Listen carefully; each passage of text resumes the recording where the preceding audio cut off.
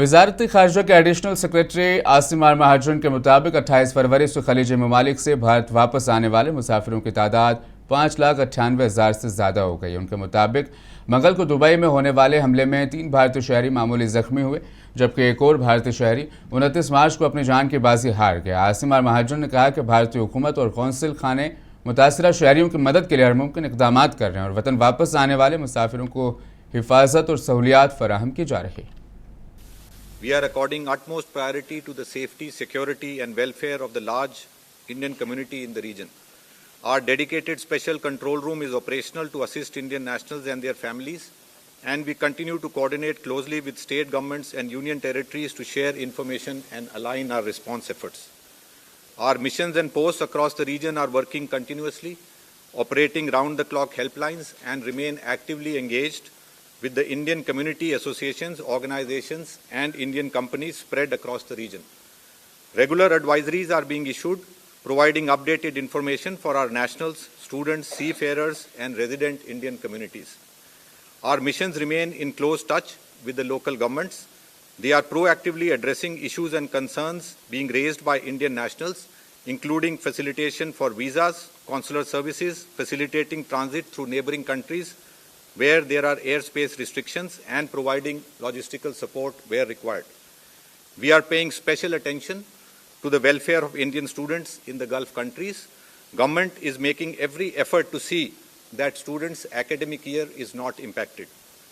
Our missions are in regular touch and are actively coordinating with local authorities, Indian schools in the region, concerned boards and the National Testing Agency.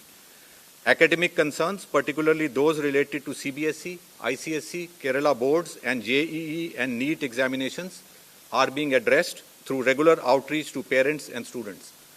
An update on the status of flights. The overall flight situation continues to improve with additional flights operating from the region to various destinations in India.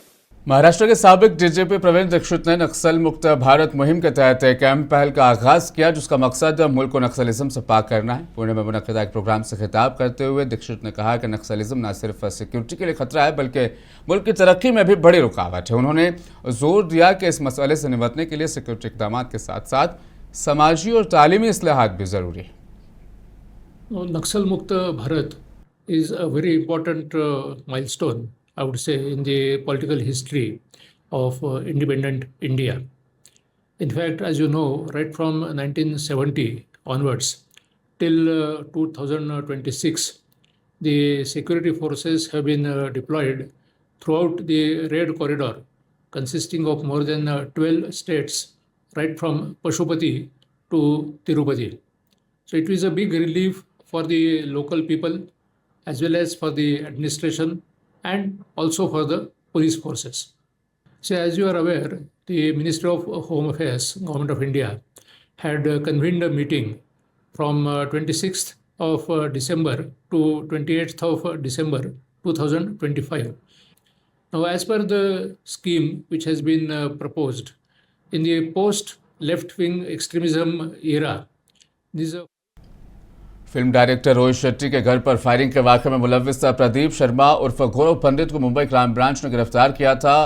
आज इसके police custody खत्म होने के बाद दोबारा crime branch के अफसरान ने अदालत में पेश किया। क्राइम ब्रांच ने अदालत से गौरव पंडित की कस्टडी 3 दिन के लिए बढ़ाने की दरख्वास्त की, लेकिन अदालत ने दरख्वास्त मुस्तरद करते हुए उन्हें अदालती तहवील में भेज दिया। आज गौरव पंडित को 11 दिन की पुलिस रिमांड के बाद फर्दर रिमांड के लिए पेश किया गया। पुलिस ने 3 दिन की पुलिस कस्टडी मांगी, लेकिन हमारे आर्ग्यूमेंट सुनने के बाद माननीय न्यायालय ने उनकी रिक्वेस्ट को खारिज कर दिया और गौरव पंडित को न्यायिक हिरासत में ले लिया कि उसकी फर्दर पीसीआर की कोई भी ज़रूरत अब नहीं है। आधार तो पुलिस का यही था कि अभी तक 12 दिनों में और भी आरोपी अरेस्ट करने, इसके द्वारा इसकी इन्वेस्टिगेशन करके और कुछ जो वेपन्स यूज़ हुए हैं वो कहाँ यूज़ हुए, कैसे यूज़ हुए, कहाँ बने, वो जानकारी लेनी है और भी वो जानकारियाँ पुलिस को जुटानी है। इस आधार पर फर्दर पीसी मांगी। पूछताछ में पुलिस का ये बोलना था कि ये कोऑपरेट नहीं कर रहा है और कोई भी चीज़ इससे बरामद नहीं हो पा रही है।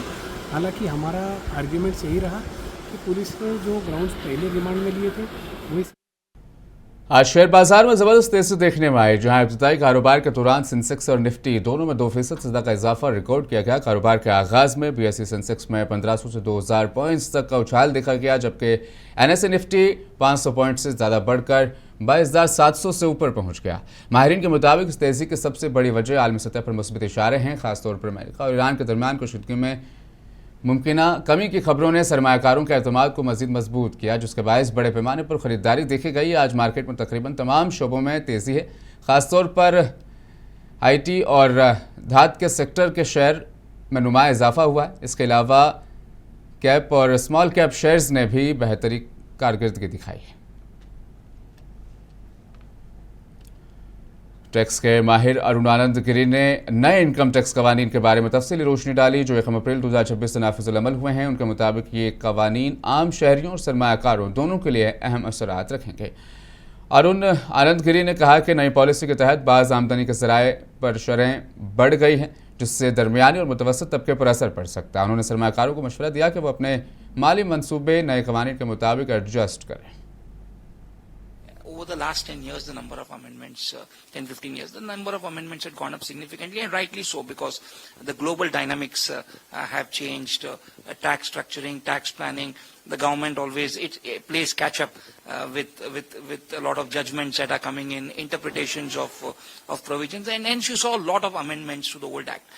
There was a feeling that the old act had become unwieldy, too litigious, too many litigations on interpretation, and hence a cleanup, a simplified form of the Income Tax Act was necessary, and which is why the government formed an internal committee.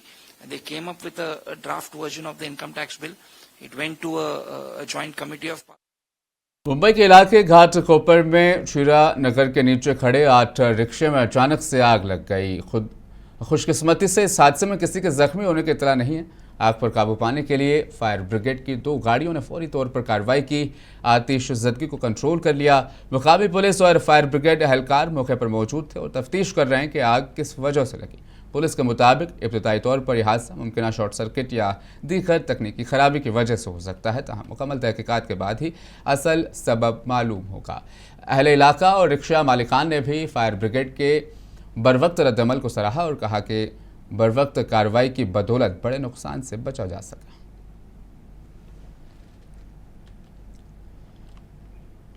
खुद साख्ता बाबा अशोक खर्रात को गिरफ्तार कर लिया गया। गिरफ्तारी के बाद 14 दिनों के लिए अदालती तहवील में भेज दिया गया। कल एसआईटी की खुसूसी टीम ने नासिक में वाक़े खुद साख्ता बाबा के घर पर छापा मारा था। पुलिस के मुताबिक केस की तहकीकात जारी है और मज़ीद इंकशाफात मुतवक्का है। इस हवाले से आप देखिए ये खुसूसी रिपोर्ट। मुझे दीजिए इजाज़त, बने रहें मुनसिफ टीवी के साथ।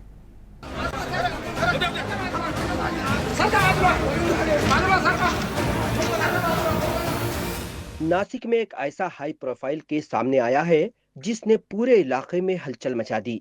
खुद साख्ता बाबा अशोक खर्रात, जो कभी रूहानियत के दावों के साथ लोगों के दरमियान मकबूल था, अब संगीन जुराइम के इल्जाम में कानून के शिकंजे में आ चुका है।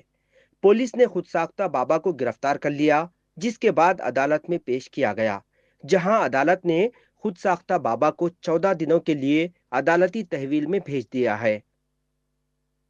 आज खर्रात को कोर्ट में प्रोड्यूस किया गया था और जो पहला जो ऑफेंस था उसमें उसको मैजिस्ट्रेट कस्टडी रिमांड मिला है और उसका जो सेकंड ऑफेंस है और अलग सी पीड़िता है तो उसमें उसको ट्रांसफर करके लिया है, तो उसको कल पुलिस कस्टडी के लिए प्रोड्यूस किया जाएगा।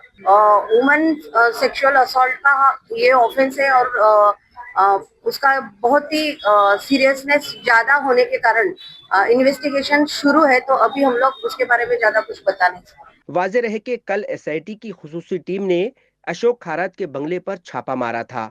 एसआईटी की खुसूसी टीम अशोक खर्रात के बंगले पर पहुंची। पुलिस की भारी नफरी बंगले में दाखिल हुई, कमरों की तलाशी ली गई और टीम शवाहिद इकट्ठा करने में मसरूफ रही।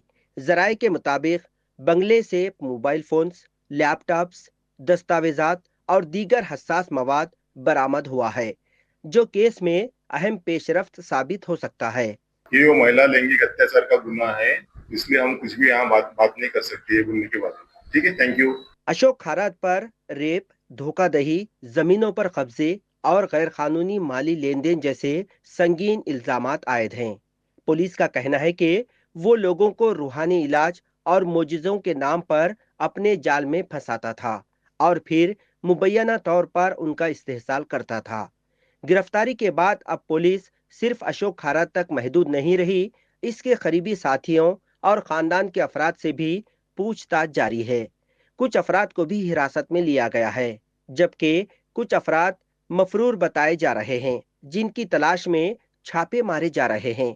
नासिक का ये केस सिर्फ एक फर्द की कहानी नहीं, बल्कि एक ऐसे निजाम की अक्कासी है जहां अंधा यकीन जुर्म को जन्म दे सकता है। पुलिस की कार्रवाइयां और अदालती पेशरफ्त इस केस को एक अहम मोड़ पर ले आई है। ब्यूरो रिपोर्ट, मुंसिफ टीवी।